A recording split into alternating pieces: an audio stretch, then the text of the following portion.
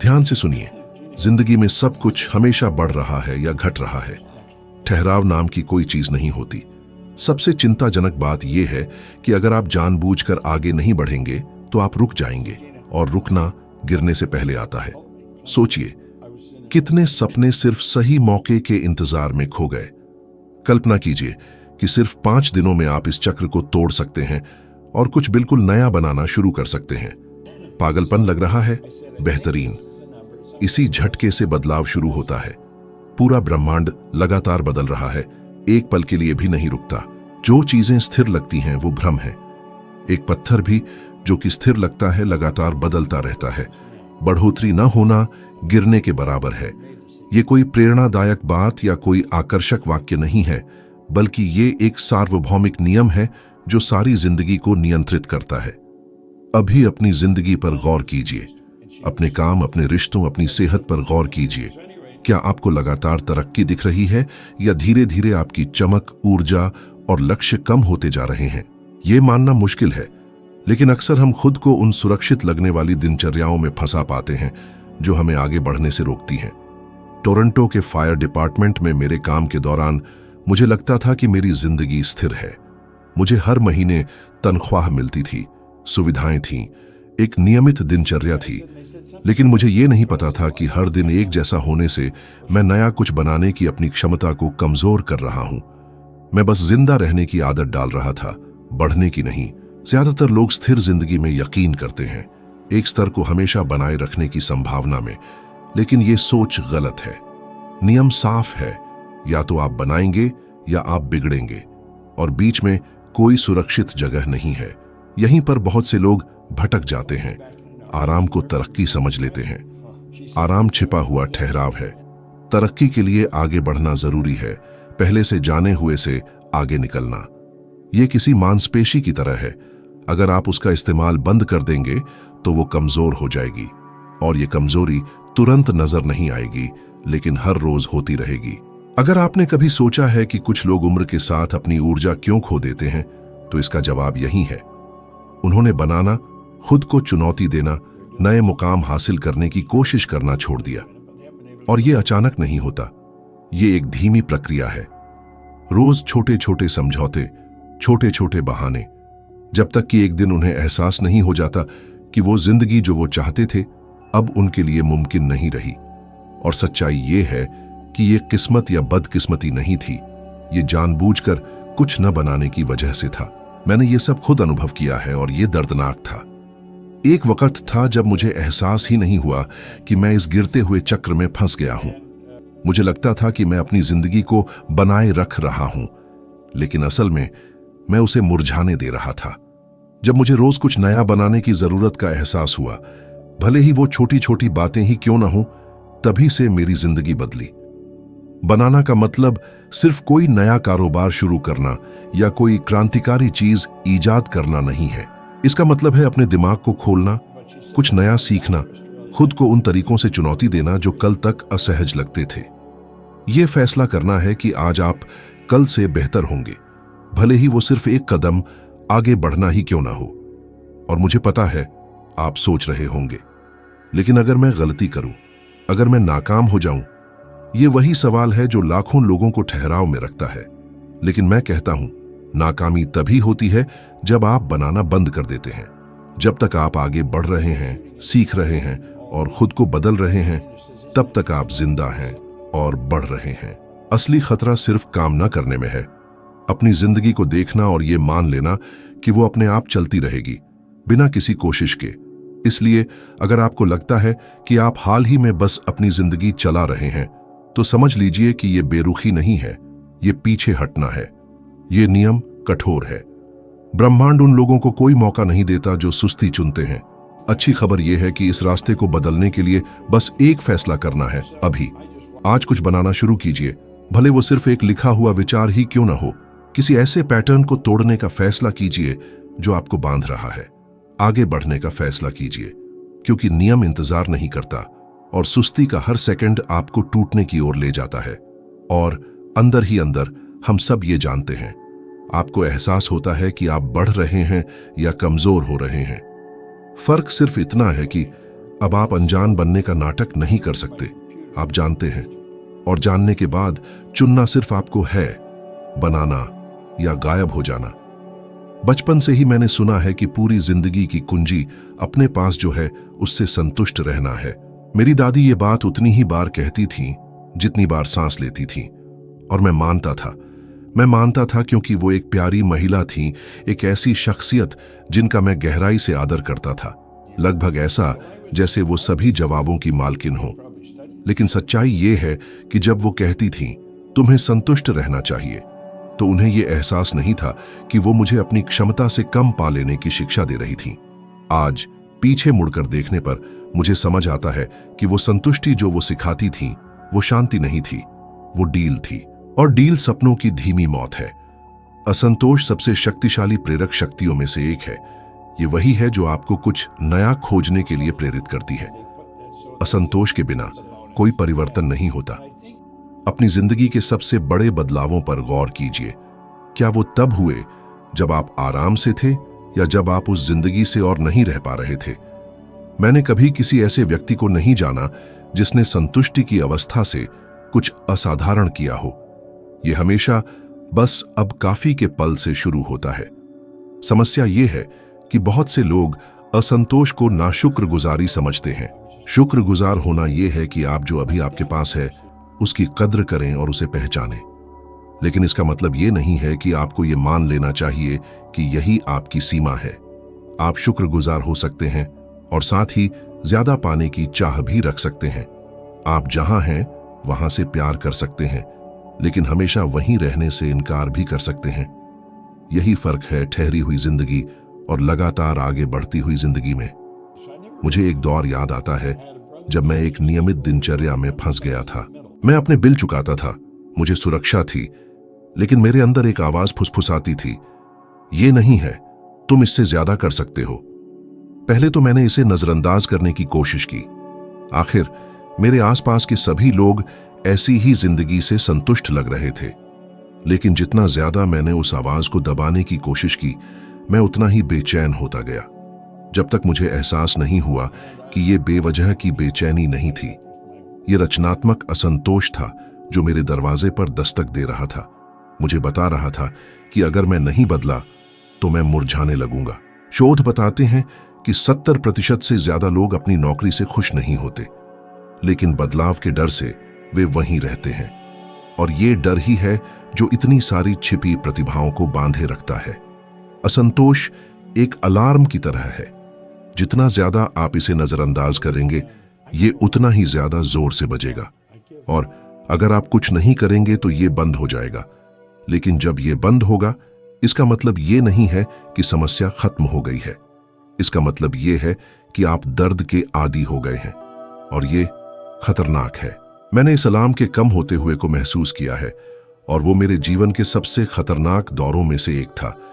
क्योंकि जब आप उस चीज के आदी हो जाते हैं जो आपको परेशान करती है, तो आप काम करने की ताकत खो देते हैं। जब मैंने अपनी असंतोष को उन तस्वीरों से भरना शुरू किया जो मैं बनाना चाहता था, तभी मेरी जिंदगी बदलनी शुरू हुई। और ये एक दिन में नहीं हुआ। पहले असहजता आई, फिर बेचैनी, फिर ये यकीन कि मैं अब उसी जगह नहीं रह सकता। अहम सवाल ये है, काम करने से पहले आप कितना सहन करने को तैयार हैं?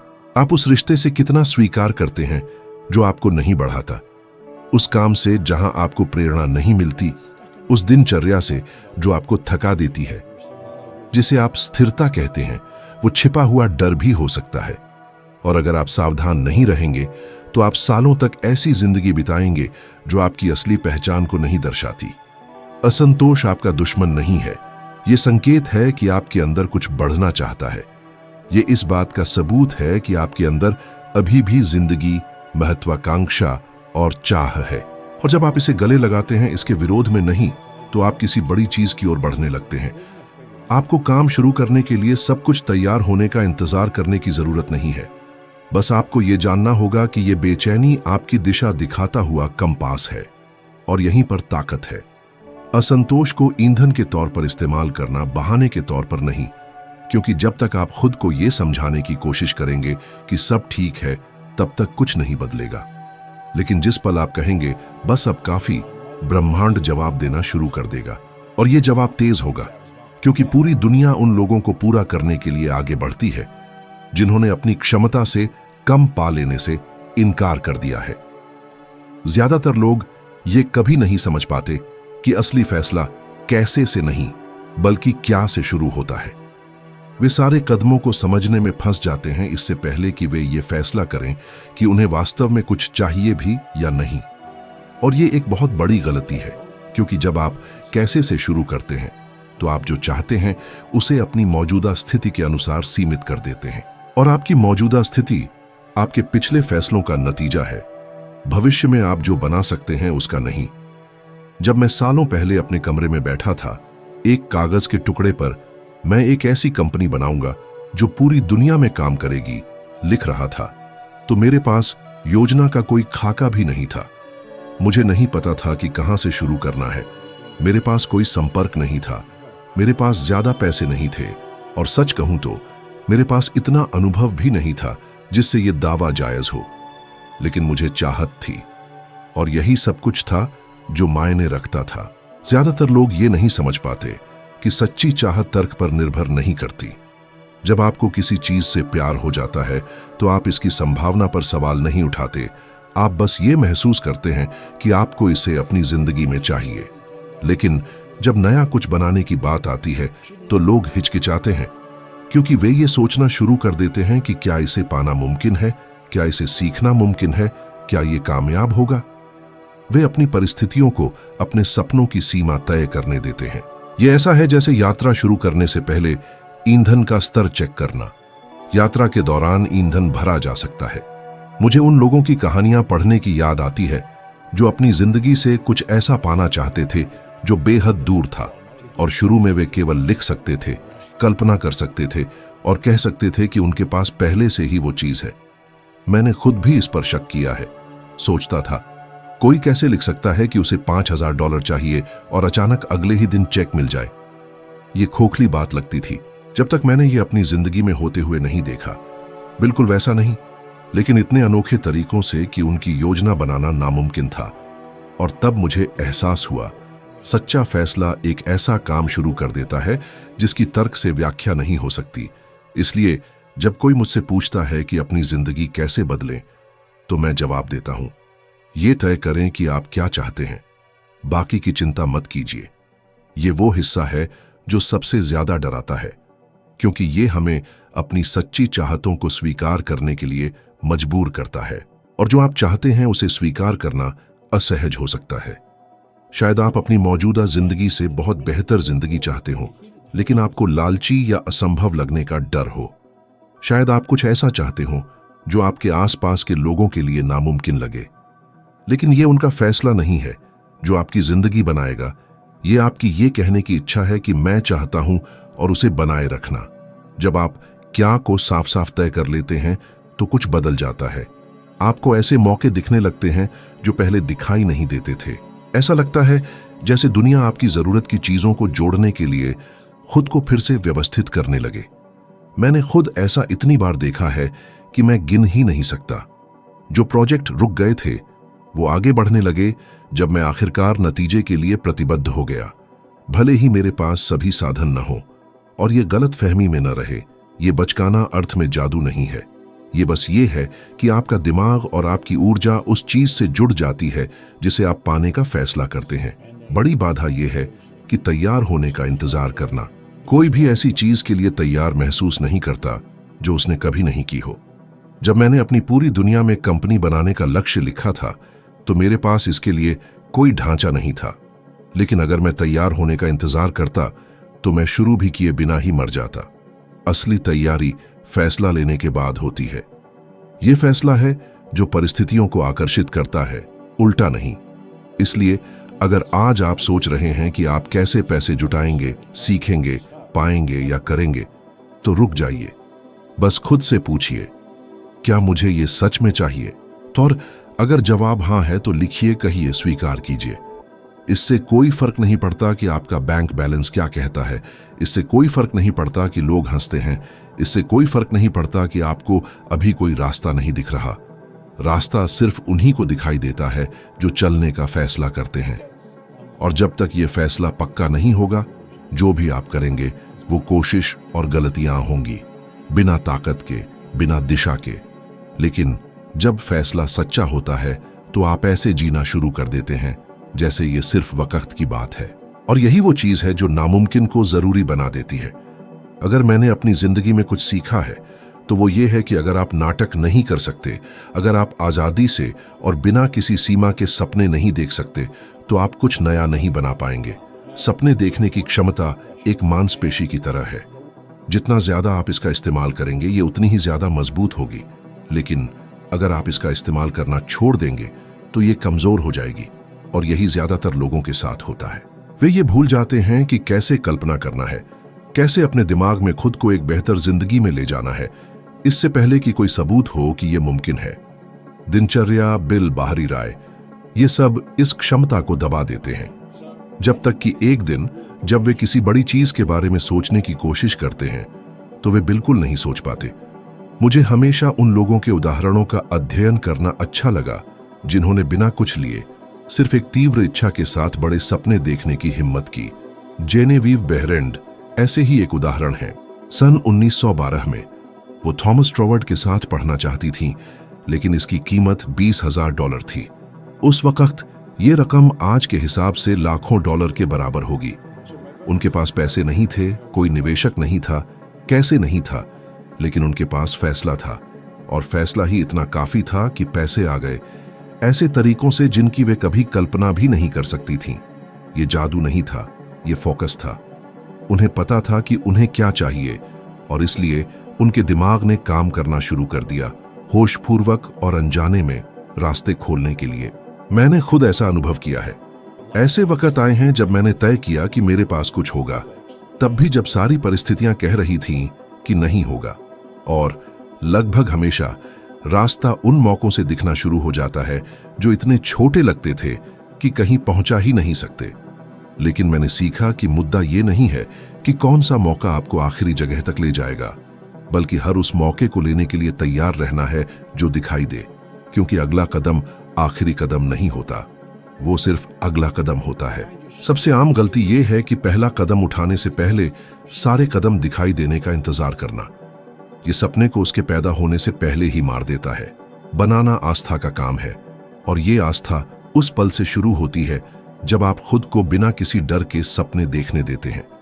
इससे कोई फर्क नहीं पड़ता कि कागज पर यह हास्यास्पद या बहुत दूर लगे।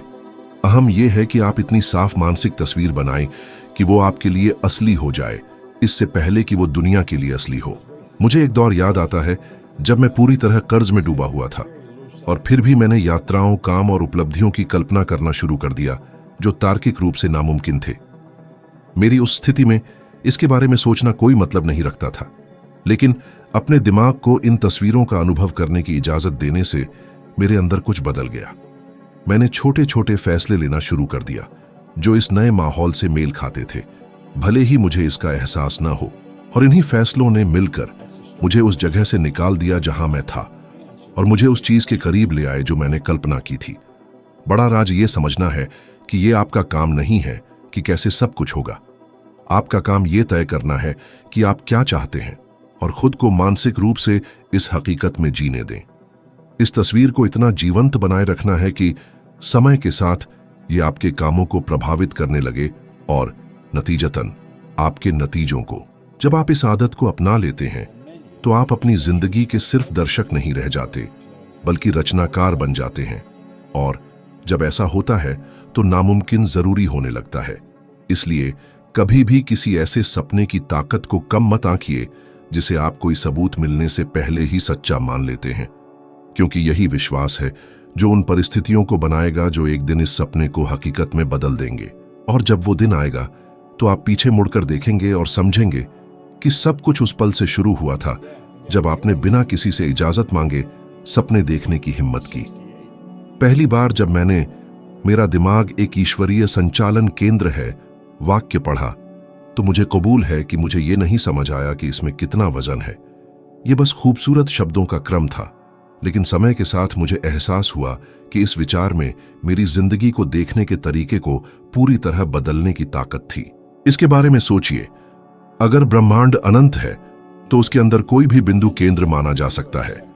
इसका मतलब यह है कि आप जहां भी हैं, इसी पल आप अपनी ही हकीकत बनाने के केंद्र हैं। शुरू करने के लिए कोई खास जगह या कोई खास हालत नहीं है। अभी से बेहतर कोई वक्त नहीं है। मुझे जो वास्तव में प्रभावित किया वो ये समझना था कि अगर ये ईश्वरीय संचालन हमेशा विस्तार और अभिव्यक्ति के लिए काम कर रहा है और अगर मैं इस संचालन का केंद्र हूं, तो इस शक्ति के साथ तालमेल बिठाने का एक ही तरीका है, विस्तार करना। ये वैकल्पिक नहीं है। अगर मैं नहीं बढ़ रहा हूं तो मैं ब्रह्मांड के स्वभाव से ही अलग हूं, और जब आप नियम से अलग होते हैं तो नतीजा जरूर आता है, नुकसान, निराशा, पीछे हटना। ये सजा नहीं है, ये बस धारा के विरुद्ध तैरने का नतीजा है। इतिहास ऐसे लोगों से भरा है जिन्होंने इसे सहज रूप से समझा है। उदाहरण के लिए, राइट बंधुओं के पास ये मानने का कोई तार्किक कारण नहीं था कि वे उड़ सकते हैं। आसपास सब कुछ कह रहा था कि यह नामुमकिन है। उनके अपने पिता को भी यकीन था कि यह कोशिश करना गलती होगी, और फिर भी उन्होंने जिद की क्योंकि उन्हें यकीन था कि हर चीज मुमकिन है। वे सिर्फ एक मशीन का आविष्कार नहीं कर रहे थे, वे मानवीय संभावनाओं के क्षेत्र का विस्तार कर रहे थे। ये ईश्वरीय संचालन के साथ तालमेल बिठाने जैसा है। जब मुझे यह सिद्धांत समझ आया तो मुझे एहसास हुआ कि मेरी जिंदगी में जो कुछ भी हुआ है, जीतें, हारें, गलत फैसले, मिले मौके, वो मुझे उस जगह तक लाने के लिए जरूरी था जहां मैं कुछ नया बनाने के लिए तैयार था। जिन पलों को मैं भूलना चाहता था वे भी तैयारी का हिस्सा थे। कुछ भी बेकार नहीं गया, और इसने मुझे गहरा आत्मविश्वास दिया, क्योंकि अगर अब तक सब कुछ मुझे बनाने में काम आया है तो जो भी आगे आएगा वो भी मुझे आगे बढ़ाएगा, बशर्ते मैं आगे बढ़ता रहूं। ये जानने में एक आजादी है कि आपको इजाजत की, परिपूर्ण परिस्थितियों की या बाहरी मान्यता की जरूरत नहीं है शुरू करने के लिए। जब आप समझ जाते हैं कि आप ईश्वरीय संचालन के केंद्र हैं, तो आप बाहर वो खोजना बंद कर देते हैं जो सिर्फ अंदर पैदा हो सकता है। आप समझ जाते हैं कि रचनात्मक शक्ति आपकी मौजूदा स्थिति में नहीं है, बल्कि विस्तार के नियम के साथ तालमेल बिठाने की आपकी इच्छा में है। मैंने यह भी सीखा है कि इसके बारे में जानना ही काफी नहीं है, इसे संगत तरीके से जीना जरूरी है। यह धोखा खाने में आसान है कि आप विस्तार कर रहे हैं, जबकि असल में आप बस व्यस्त हैं।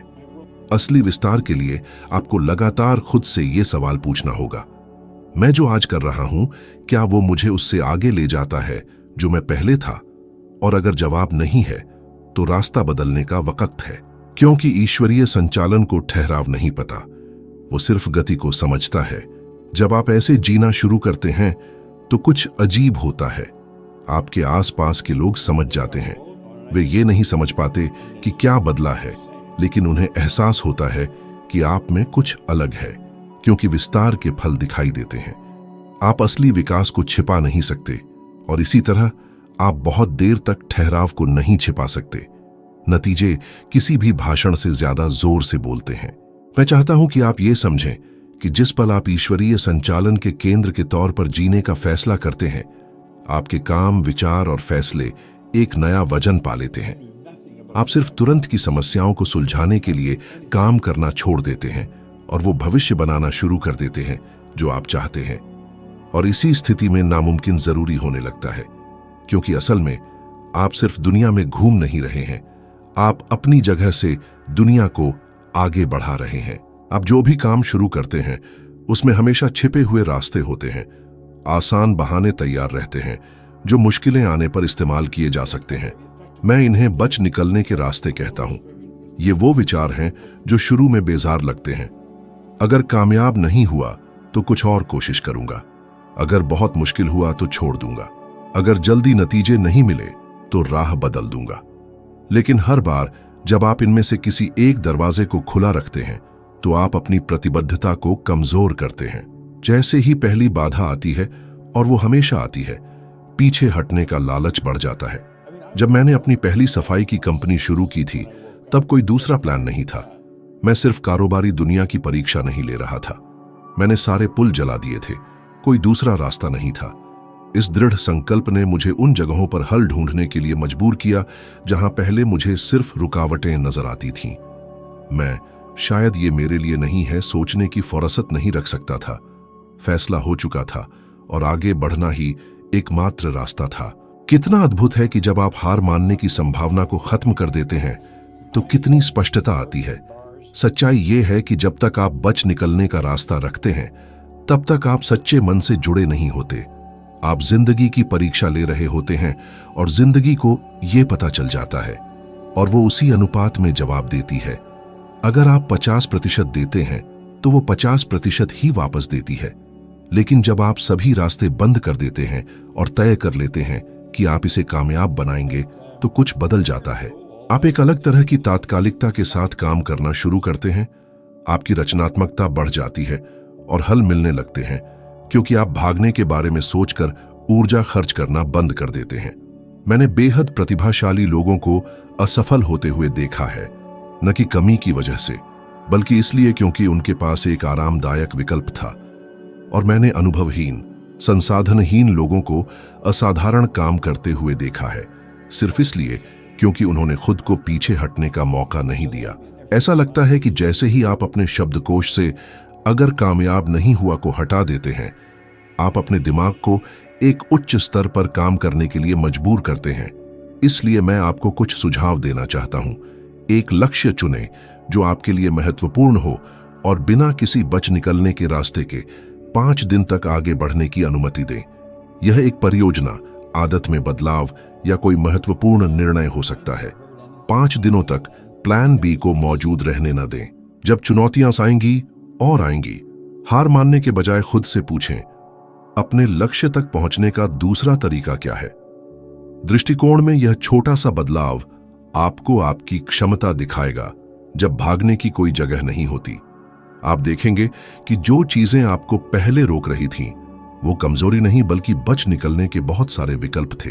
और इन 5 दिनों के अंत में भले ही आप अपने लक्ष्य तक पूरी तरह से नहीं पहुंचे हों, लेकिन आपने आत्मविश्वास और प्रतिबद्धता का एक ऐसा स्तर विकसित कर लिया होगा जो आपके जीवन के सभी क्षेत्रों में आपको लाभ पहुंचाएगा। क्योंकि जब आप बाहर निकलने के दरवाजे बंद करना सीखते हैं तो आपको पता चलता है कि आगे बढ़ने का रास्ता आपकी कल्पना से बहुत छोटा है। यहां मुख्य बिंदु सरल है। यदि आप रचना नहीं कर रहे हैं तो आप खुद को बिखेर रहे हैं। जीवन में तटस्थता नहीं होती है। आज आप जो भी चुनाव करते हैं, हर कदम आपको आपकी इच्छा के करीब या दूर ले जाता है। और अगर आप यहां तक पहुंचे हैं तो इसका मतलब है कि आप बदलने, बढ़ने और अगले स्तर पर पहुंचने के लिए तैयार हैं। इसलिए अभी आगे बढ़ें। अपनी स्क्रीन पर चल रहे वीडियो को देखें। साथ मिलकर हम एक और स्तर आगे बढ़ेंगे ताकि आप आज से 1% बेहतर बन सकें। आपकी उपस्थिति के लिए धन्यवाद। अगले वीडियो में मिलते हैं।